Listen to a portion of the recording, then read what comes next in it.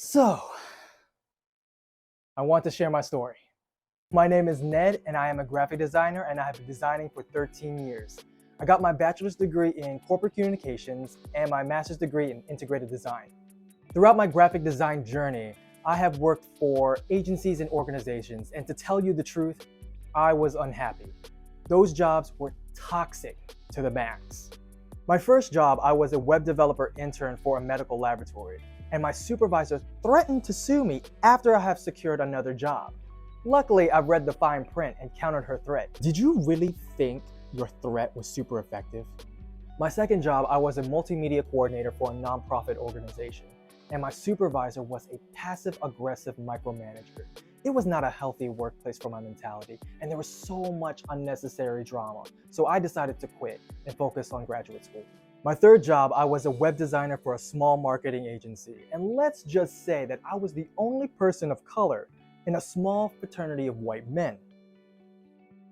My supervisor was a jerk and cursed me out at his convenience. Luckily, I had a coworker who had my back and my best interest.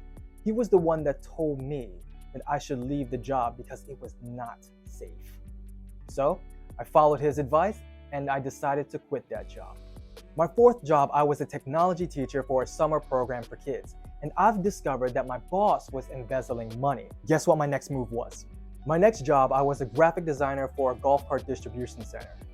As I reached the end of my grace period to become a full-time employee, my boss decided to storm into the office and let me go without reason. However, they decided to keep the guy who was sexually harassing women in the workplace. Please make it make sense. And my recent job, I was a graphic designer for a small marketing agency, and they decided to let me go because I was not a good fit. I've had enough of these toxic jobs, and I got sick and tired of being the underdog in this corporate world. I know my worth, I know my value. I just wanted to do what I love to do, and that's create. So I decided to take matters into my own hands. I've established my own creative studio, trademarked and secured as an LLC. In my studio, I want to create graphics on merchandise and skateboard decks to share and spread my creativity to the world. This time, I'm taking control of my journey.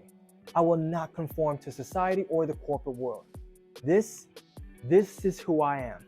So if you would like to follow my journey and support my studio, you can check out my website, nedgonzalez.com, since I'm still working on the studio's website. You can learn more about Nerdcore Studio on Facebook, Twitter, Instagram, and TikTok. I would really appreciate your support so I can claim my dream to become my own boss. I hope that this story has resonated with you because I know what it's like to be a struggling artist, designer, creator, and a minority in this crazy, complex world. It's tough, but you must take matters into your own hands and take control of your own destiny. Thank you for listening. Until next time, stay nerdy.